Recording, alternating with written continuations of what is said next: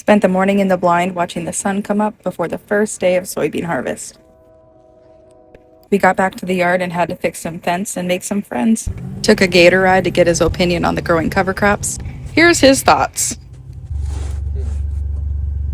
There's no geese or deer in it. Day one, let's go! Alright, see they're cracking? A lot easier today. Doing that little test. Hear that? That's why we're going today. Let's go!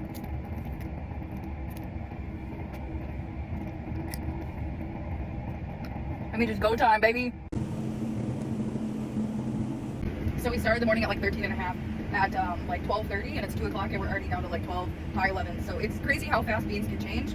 So the first load, I mean, we had some, it wasn't wet, but it was a little wetter. You ideally want 13%. And so we're gonna put that first load up in our overheads. And then once we get around that 13, we're gonna start hauling to the elevator because that's where they want it. Because you wanna get paid for moisture, but you don't wanna get docked for too much moisture.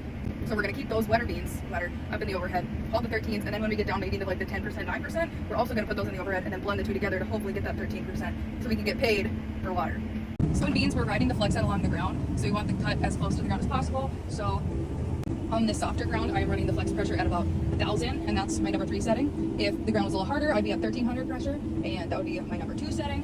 I'm trying to max out this engine speed. You know, don't want to overwork the engine, but so I have these parameters set to not have too much loss out the back, which is about halfway on this screen. This is our sample going up in the tank, and this is our tailings out the back. See, the pods are coming out the back, but we don't want too many soybeans coming out the back. Now the other thing I'm paying attention to is this reel that's spinning. I want to move it up and down. I want it low enough that I'm pushing the beans onto the cutting bar and onto the draper, but I also want to keep it high enough that it's not tangling and wrapping like it does sometimes. See how it's wrapping right there? That is not what we want.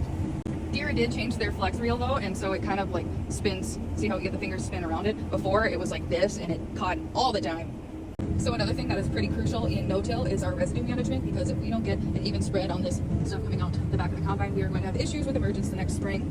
So right now it's a west wind and we're going east, so we actually haven't changed the direction, but we can change the direction. Say if it was a south wind, we want to push it to the south to try to get an even spread, and then it can also auto swap. But we have our speed turned all the way up as much as our width if we want to try to spread it that full 40 feet.